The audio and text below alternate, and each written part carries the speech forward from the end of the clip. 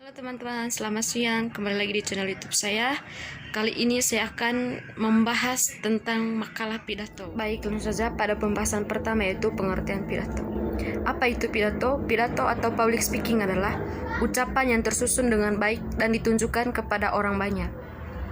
Kepandaian berpidato disebut dengan retorika atau oratory.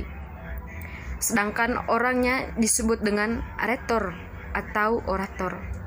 Berpidato merupakan seni percakapan atau seni berkata-kata yang didukung dengan penggunaan bahasa yang baik dan didukung dengan wawasan keilmuan yang luas dan dapat dipertanggungjawabkan. Yang kedua, fungsi pidato. Apa itu fungsi pidato? Yang pertama, mempengaruhi orang lain. Yang kedua, menyampaikan informasi kepada pendengarnya. Yang ketiga, membuat orang lain senang dengan pidato yang menghibur. Yang ketiga, jenis-jenis pidato. Yang pertama, pidato sambutan. Pidato sambutan adalah pidato dibawa pada suatu acara. Pidato ini biasanya disampaikan oleh orang-orang penting atau orang-orang yang disenangi. Pidato sambutan bisa dilakukan oleh beberapa orang dalam waktu terbatas. Yang kedua, pidato pembukaan. Pidato pembukaan adalah pidato singkat yang biasanya dibawakan oleh pembawa acara. Pidato ini hanya berisi sedikit kata-kata dari pembawa acara. Yang ketiga, pidato pengarahan. Pidato ini adalah pidato yang disampaikan oleh seseorang sebagai bentuk pengarahan dari suatu acara. Yang keempat, pidato peresmian. Pidato peresmian berfungsi sebagai memberi informasi atau peresmian sesuatu. Orang yang menyampaikan pidato ini adalah orang-orang yang berpengaruh. Yang berikut metode dalam berpidato. Yang pertama, pidato serta-merta atau impromptu. Pidato impromptu disampaikan secara mendadak tanpa adanya persiapan sebelum menyampaikan pidato, baik persiapan teks pidato maupun persiapan mental. Kelebihan pidato ini adalah yang pertama, perasaan dari pembicara dapat tersalurkan tanpa harus terbatas kepada teks. Yang kedua, otak kita akan terbiasa berpikir. Dengan kebiasaan ini, maka untuk kesempatan selanjutnya, kita tidak lagi takut dan panik ketika harus memberikan sebuah pidato, walaupun tanpa persiapan sebelumnya. Yang ketiga, hal yang ingin kita sampaikan dapat dengan mudah diterima oleh pendengar karena perhatian kita terfokus kepada pendengar. Yang kemudian, kekurangan dari pidato ini. Yang pertama, tidak semua orang dapat berbicara lancar di depan umum karena berbicara di depan umum membutuhkan keahlian khusus. Yang kedua, kesulitan dalam memilih kata-kata. Hal ini bisa membuat apa yang hendak kita ucapkan jadi ambigu. Yang kedua, pidato naskah. Pidato naskah berarti ketika kita menyampaikan pidato, maka kita membaca naskah yang telah dipersiapkan sebelumnya.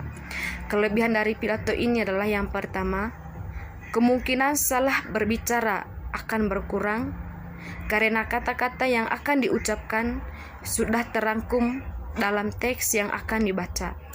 Yang kedua, pernyataan yang akan disampaikan dapat dihemat. Kita hanya menyampaikan apa yang tersurat dalam teks. Kemudian kekurangan, yang pertama, orang yang berpidato lebih akan terpaku kepada teks yang dibacanya dan terkesan mengabaikan pendengar. Yang kedua, intonasi, jeda, dan pelafalan sering terabaikan. Yang ketiga, pidato menghafal. Metode menghafal ini adalah teknik berpidato dengan cara menghafal teks pidato terlebih dahulu. Kelebihan dari pidato ini adalah yang pertama, kata-kata yang dipilih adalah kata-kata yang bagus karena sudah dipersiapkan sebelumnya. Yang kedua, kekurangan, jika kita lupa pada suatu kalimat, maka kekacauan akan bisa terjadi karena satu kalimat dengan kalimat lainnya saling berhubungan. maka kita menghafal. Jika ada kata-kata yang kita lupa, maka kemungkinan kalimat pidato bisa berantakan. Yang kedua, dalam menyampaikan pidato, kita akan terlihat kaku, karena kesan menghafal itu akan terbaca dari wajah kita. Yang keempat, pidato extemporan. Pidato ini adalah pidato yang sudah disiapkan catatan penting dari apa yang disampaikan nanti ketika berbicara. Kelebihan dari pidato ini adalah yang pertama, pembicara dan pendengar tetap bisa saling berkomunikasi. Yang kedua, pesan yang disampaikan fleksibel. Kemudian kekurangan, adanya kemungkinan akan menyimpang dari garis-garis besar yang sudah dibuat. Kemudian kerangka susunan pidato.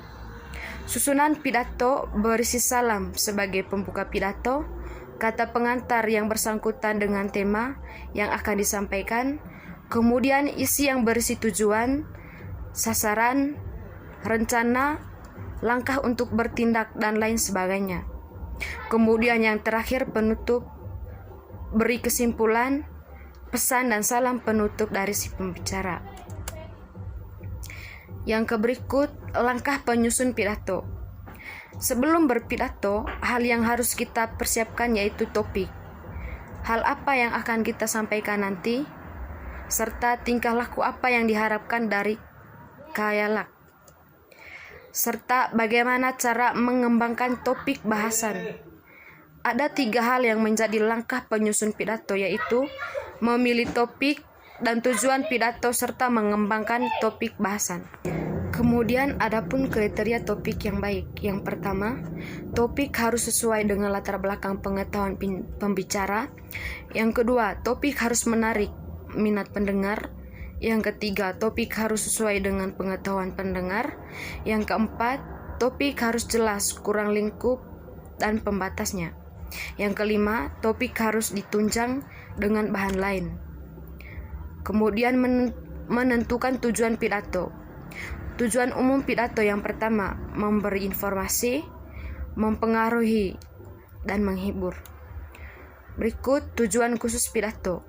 Tujuan khususnya adalah agar pendengar dapat mengetahui dan memahami bahwa puasa mendatangkan manfaat kesehatan, membantu memperbaiki metabolisme pencernaan. Kemudian merumuskan judul pidato. Setelah kita menentukan topik, apa yang akan kita sampaikan, maka selanjutnya yang harus dilakukan adalah merumuskan judul.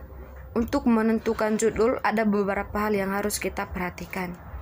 Yang pertama, relevan.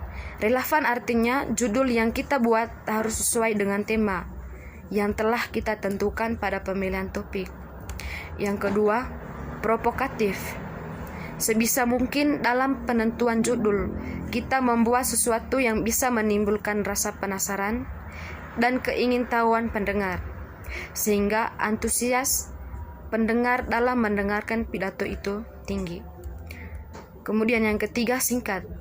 Judul yang kita rancang haruslah singkat dan padat. Berikan saja inti dari apa yang akan kita bicarakan.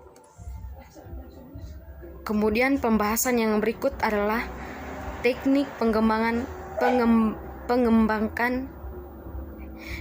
mengembangkan pokok bahasan.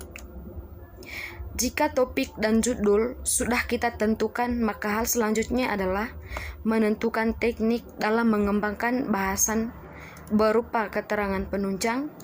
Ada 6 teknik pengembangan pidato. Yang pertama, penjelasan. Yang kedua, analogi. Kemudian sistematika berpidato.